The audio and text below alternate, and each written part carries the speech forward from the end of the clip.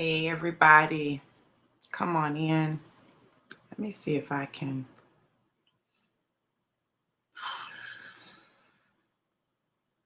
fix this a little bit. You guys, come on in, come on in.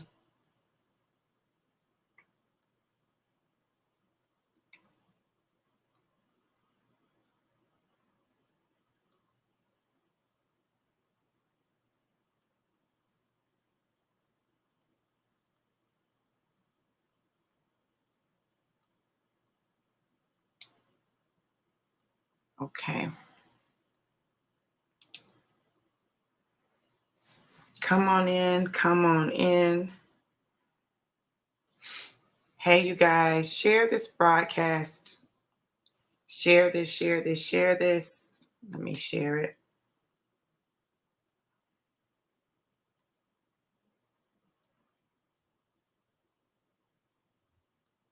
I want to have some serious conversation with you guys.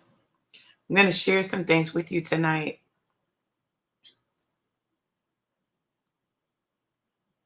And I pray that it blesses you.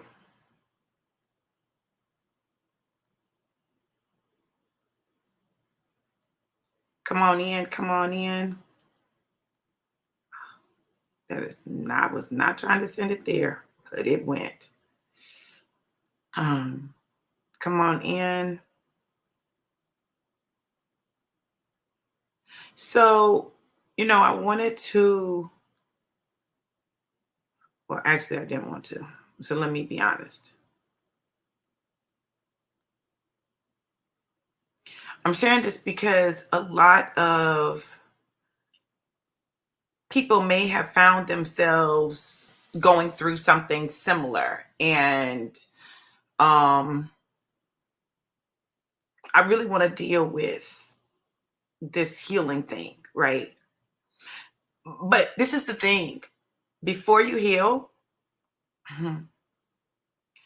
before you heal, you may find that some things are pulled up in your life. Some things that you may have wanted to forget about, some things that you may have not wanted to deal with, some things that you felt like if you just didn't think about it, if you just didn't deal with it, if you just didn't say anything, that maybe it would go away. Maybe you wouldn't feel it anymore. Maybe it wouldn't hurt. Maybe whatever. And um, I debated whether or not I would do this live, but I had to. So this is really personal for me. And I'm going to share some things with you guys. And I share a lot with you all, but I'm going to share some things with you all that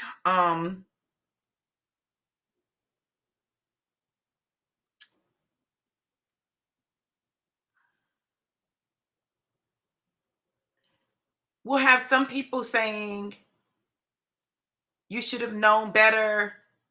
Um, you should have known. Um, it's your fault. It's a number of things that may be said. But I believe that there are some people who can relate to some of the things that I'm getting ready to share. And the truth of the matter is, it's embarrassing to me. Um, so let me get started. So listen, I've been on a healing journey. Anyone who's been following me knows that I've been on a healing journey. I've been, working towards total and complete healing. Like, this healing journey has been a real thing for me. And I've been determined to walk out my healing. And I've been determined to do what's necessary to be totally human, right? totally human, totally healed, all of that. Hey, Coach May. And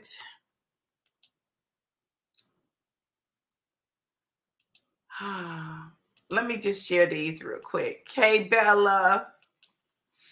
Hey, Artesia. So, y'all listen. I've been dealing with childhood trauma and trauma period in my life, right? And I've been dealing with some sexual traumas that I experienced as a child, in my teenage years, my young adult years. And it has been taxing. Thank you, Bella. It's been taxing. Because it requires you to face stuff, right? So I had the last few days, I've been dealing with a lot. Like Friday and Saturday, I had some major breakthroughs. And well, Friday, Saturday, and Sunday, I had some major breakthroughs. And I faced some stuff and I dealt with some stuff. And my treat to myself was that I was going to get a massage on Sunday, right? And that's kind of what starts this piece that I'm talking about. So a young man and young woman come by the house, and they're talking about opening up a new spot, in the vicinity. And I'm all about Black entrepreneurship. I just am, and I always try to support people, especially when people are just starting. And anyone who knows me knows that to be the case about me. And so, they were passing out some coupons and stuff and gift certificates, and um so the gentleman said, hey, I've got I want to do a 90-minute free massage for you, and I just want you to give me feedback. I want you to answer some questions and give me feedback. And I'm like, okay, sure. Now, for me, it was a blessing because I knew I had just dealt with, I was dealing with all this stuff, and it was going to be perfect timing because it was going to give me a chance to decompress. So we scheduled the massage. It's for 6:30 Sunday, and he sends me the address, and I lock it in, and I'm running late. Y'all know I'll be running late. But I'm on my way.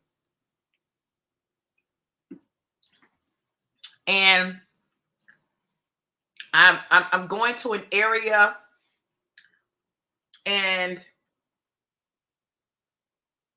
it's commercial and residential, right? But the address is an apartment complex. And I thought I was going to a studio. I really did think I was going to a studio, but I know when people are just getting started, a lot of times people start from their houses. I get it, right? He just didn't say that to me, right? If he had said it, like he didn't say it. And I felt a little uneasy. But I went on. So I park, and as I'm parking, I did something I normally don't do. Normally I don't send my kids, like where I'm going, addresses and stuff, but I started a group chat with my son and my daughter, and I said, here's the name, here's the address, right? I think my son texts back, what time should we expect you home? And I sent them a time. And I normally don't do any of that, but I did. So I go up and I knock on the door. He opens the door, but he's not dressed for a massage. Like, he got regular clothes on. And I'm like, and his shirt is out, his belt is undone, he's got some pants on and socks. And I'm like, but I go in. I sit down in the living room, and I notice that the massage table is in the bedroom. And I'm like, but I also know that, I have friends who are massage therapists that if they have shared space, like the massage table might have to be in the bedroom. Like, I listen, I get it, right? So he bring listen, it was just strange. It just was strange. So I go to get undressed for the massage.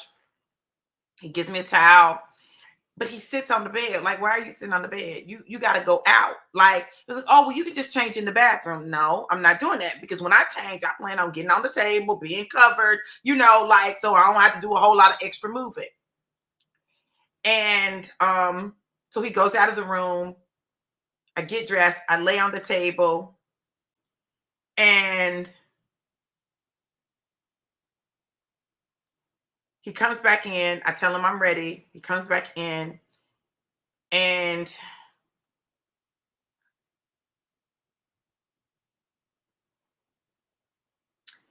he begins the massage. And he starts with my leg. And so he's massaging my leg, but it's not enough pressure. It feels too light. And he lifts the towel up so that like the bottom of my buttocks down is showing. And I'm like, whoa. And he's like moving my leg so that and I'm uncomfortable. And so I pull the towel down and I'm like, you got to work on your draping skills because I was feeling exposed. And so he's massaging my legs, but I'm tense. My eyes are open. I'm on like ready. And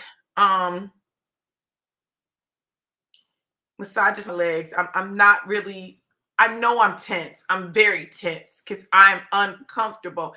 And anyone who knows me, I'm not the person that just gets uncomfortable for nothing. I'm not the person who's hyper vigilant. Maybe I should be. I'm not the person that is even embarrassed of my nakedness. I'm not. But something just didn't feel right. It didn't feel right. So then he massages my back. He's massaging my back, but he pulls the towel down and like almost my entire butt was exposed. And again, like I'm feeling uncomfortable. I'm really tense. So then he starts massaging my shoulders, but he climbs on the table to massage my shoulders. Now he's height challenged, right? But he's massaging me, but he's running his arm on my back but he's leaning over me on the table and I am uncomfortable. And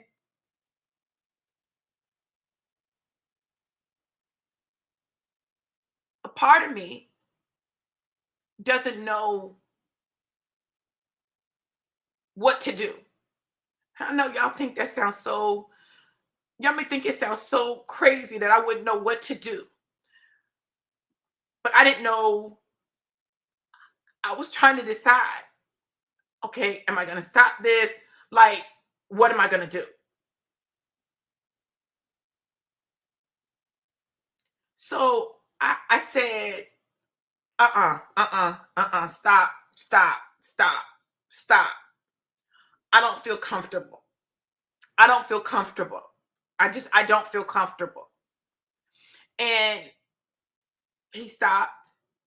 And I'm thankful that he stopped. I'm thankful that there was no altercation. I didn't have to whoop nobody because he'd have got beat down up in there. But I felt so uncomfortable and I felt so violated. And I've never felt like that with a massage. I've never felt violated getting a massage. I just never have. So he exits the room. I get dressed. I'm gonna be honest. I was looking through his stuff. I looked through his stuff. I'm make sure he didn't gave me the right name. I'm trying to make sure ain't no cameras nowhere. Like I'm like on full alert. And I'm not even saying that he meant to do anything. Okay, I want y'all to hear me. And I think because I had been dealing with sexual traumas, that everything was heightened for me. But it was a series of things, right? A series of things. And I left and he was like, be safe going home.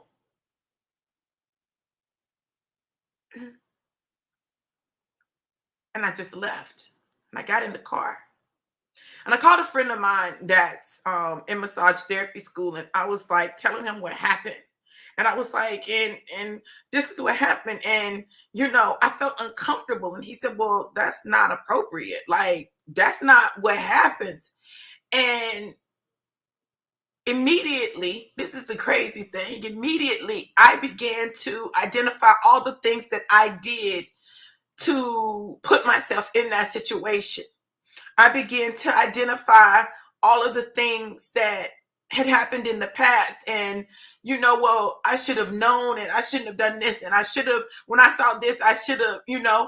And I was shaken. I was shaken to the point that I was like stuttering, like I couldn't really talk. Like, it shook me to my core, because the truth of the matter is I started getting scared that I had been set up. And what if, some people are going to come in and they're going to take, like, all of this stuff came to my head. And I don't think like that. I'm not a paranoid person. I'm just not.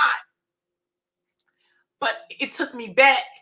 It took me back to some things that had happened in my life in the past. It took me back to um it took me back. Took me back. It took me back to a time when, I'd gone to a college party when I was in high school, and there was a guy and I liked him, and he said, hey, I left something at the house. I got to go by the house. You want to ride with me? And I went, and we were kissing and we were petting, and he goes out of the room, and then this other guy comes in the room and says, hey, I don't want you to panic, but they're gonna gang rape you. What? What? I'm 17 years old. He talking about they finna gang rape me. And I promise you, it was some dudes in the house. Apparently, it was a fraternity house. Listen, it was a lot of dudes there. It was a lot of dudes. And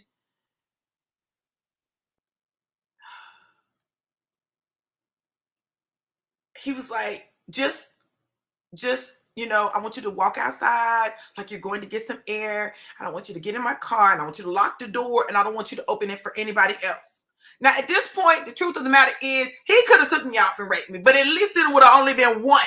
Like, I'm like, okay, well, one, all them, what, like, I'm gonna take my chances. He didn't do anything to me. He took me home. He was an angel sent to protect me in that instance. But when I tell you, I was in that car, and I remember the guy that I had gone over there with came out there, was banging on the window and screaming. And all these guys came out, and they're all trying to open the door and stuff. And I was freaking terrified because I didn't know what was going to happen. That was trauma. That was trauma. And I do a good job. I do a good job of not looking like all the stuff I've gone through. I do a good job of it. But I've gone through some stuff that has, and listen, you can say that it was of my own making. You can say that. Like, you have a right to say that. You have a right to think whatever you think and feel however you feel. But the fact of the matter is, whether it was of my making or not, it was trauma, and it affected me. And a lot of it, I just kind of just I just brushed it under the rug, and I just kept going. So sometimes I would respond to things in ways and people might not understand it, but it was a result of the trauma that I'd gone through. Something was triggered. And normally I don't get triggered like that, but that triggered me, probably because I was heightened, because I'd just been dealing with my sexual traumas, and then that happened. And I felt it in my entire body. My whole body felt like it was just in a freaking vice grip. And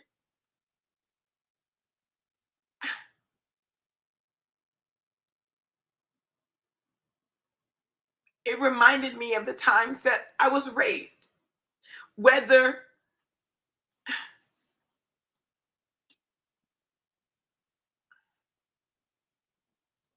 it's something when You're raped by somebody that you love, right? Someone that you trust.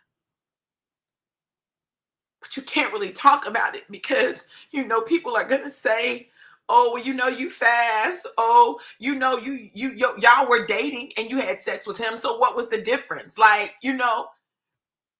And so you feel like your voice is gone. You feel like your agency is gone, and you feel like the stuff that happens to you just happens to you, and it's your fault, and yet it's trauma.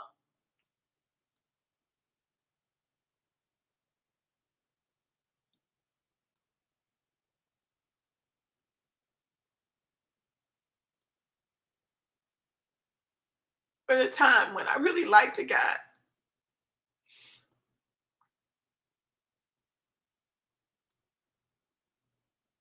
and we went to his uncle's house, and we were having sex, and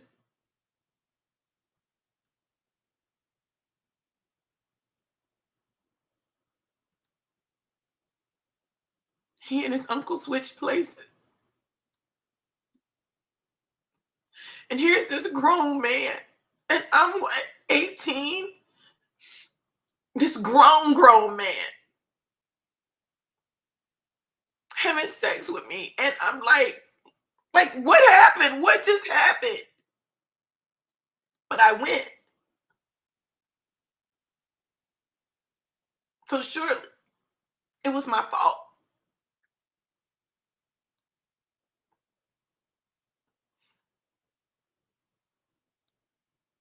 Or the times when I was accused of stuff that I didn't do. Or I lost relationships because somebody lied.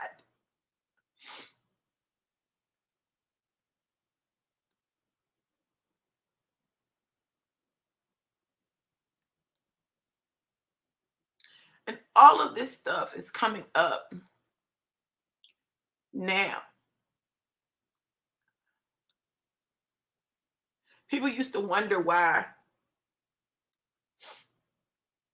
I detached from sex. I'll be detached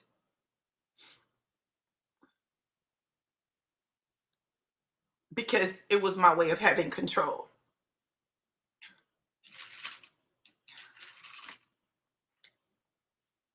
But here I am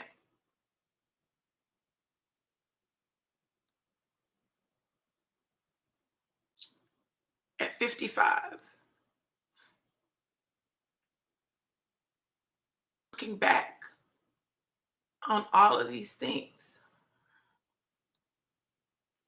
and having to make a choice to heal. And the crazy thing is, it's embarrassing.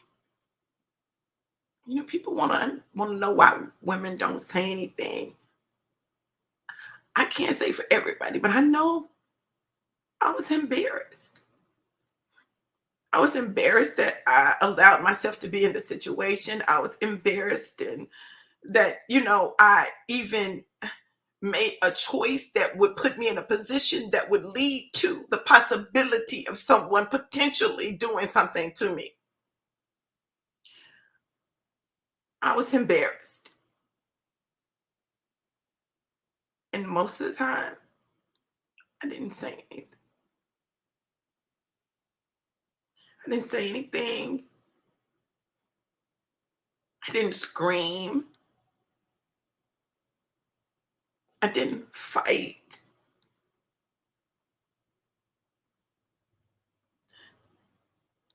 I just endured. I just was waiting for it to be done, waiting for it to be over.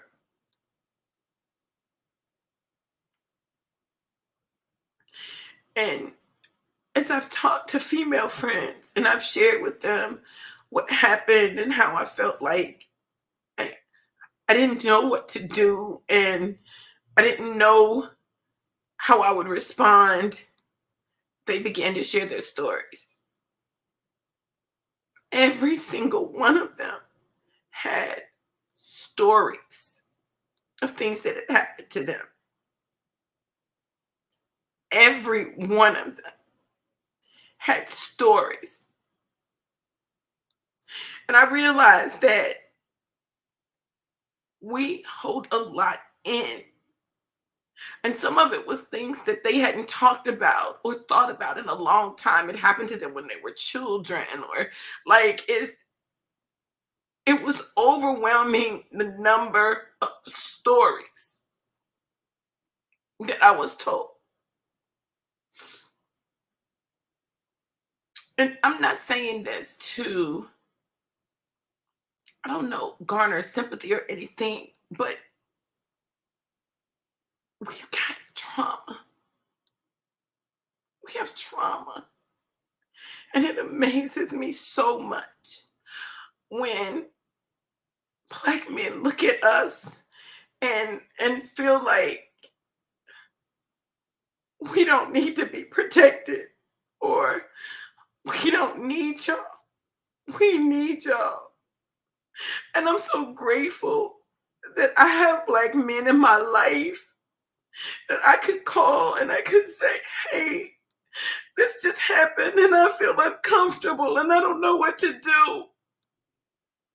Men who are like, do I need to go kiss somebody? But that's scary too, because we don't want anything to happen to them. And so we're caught in this catch 22 where sometimes we don't say anything because we know y'all are going to do something to somebody and we don't want you to hurt nobody and we don't want you to be hurt, but we just want to be protected. And it's hard.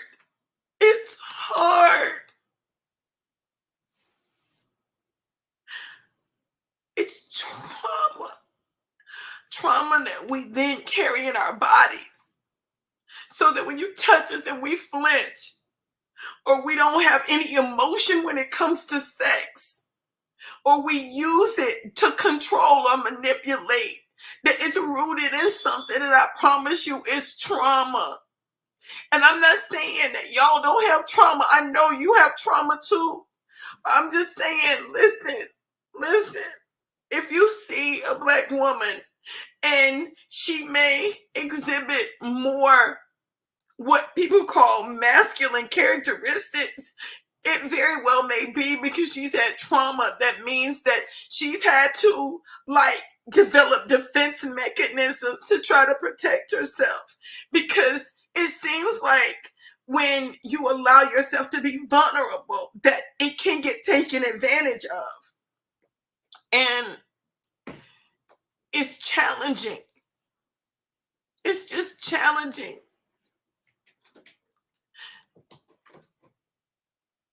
It's time to heal. And I believe that what happened had to happen because it was designed to trigger the stuff it triggered in me so that I could deal with it. Because I promise you, some of it I hadn't thought about in a very long time. But just because you don't think about a thing doesn't mean it's not affecting you. So the trauma is real. So is the healing. And it's amazing when you can share your trauma with someone and they not judge you, and they not immediately go to, well, what did you do, or why did you do this, or why did you do that, or but can really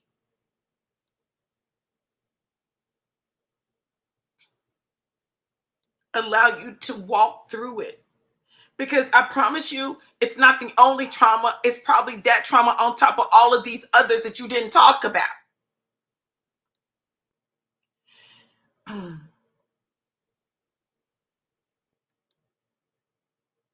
I gave my students an assignment.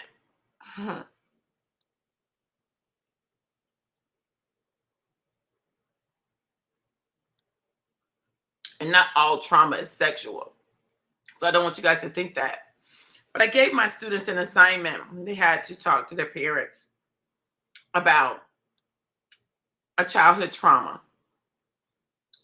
And then they had to share one of their traumas, a trauma that they had. Not to just create, mess or have people tell their business, but because I know that there are traumas that I've had since I was a child. I did not talk to my parents about. And I wanted to create a space where the kids could begin to understand not only their trauma and that their trauma is just as real, but also their parents' trauma and look at patterns because normally trauma occurs in patterns in families. Same trauma. In the church, we call it generational curses. But really, there is a genetic um, component to trauma transmission. Like trauma literally can alter your DNA and be passed down in your genes. It's crazy, but it's real. And I want them to learn how to start the healing process. I want them to learn how to have conversations around their emotions and things that they've experienced so that they don't carry that. I want the young men to be able to be men and understand that as women, we need protection, right? So they won't be a perpetrator of violence against us. Um, I want parents to have an opportunity to hear their children because sometimes we forget that they're experiencing the stuff that we're experiencing, but they're experiencing it from their perspective, and then they have other stuff that they experience. All of that is tied to healing. So this is what I want to encourage you. If you have trauma that you've not dealt with, whether it be sexual or not, if you're not in therapy, if you don't have anyone that you're talking to, get someone and talk to them and process through this stuff.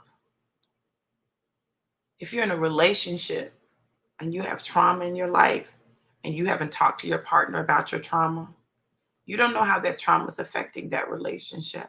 But I promise you it's showing up. Have that conversation with them. And if you're with someone that you can't talk about your traumas to, you need to assess that and reevaluate it. We hide so much out of guilt and shame, but you got to have a space where you can talk about that stuff. Listen, I don't have all the answers, but I'm definitely on the journey. And healing is just that, a journey. And God has been peeling layers, just layers, just layers. And I'm excited for what I'm going to look like, and my life is going to look like, and my relationships are going to look like on the other side of this healing process.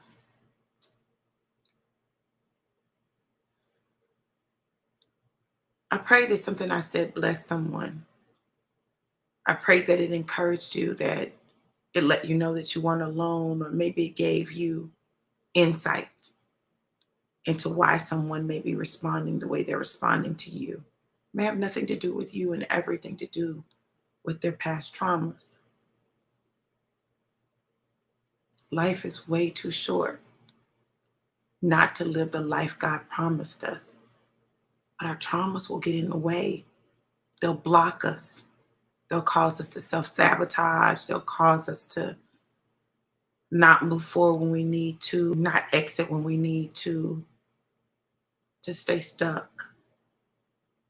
And God has so much more for you than just that. So commit to doing the work, commit to taking those steps. And if you don't know how to begin, if you're not sure, reach out to me and I can connect you. We've got another class that's coming up. And I just know this. I know that the healing is necessary. It's not easy work, and it's not for the faint at heart, but it's necessary. So, look, I love you guys to life and life more abundant. And I pray God's healing over your mind, your heart, your spirit, your emotions, and your bodies, because you deserve that. You guys be blessed.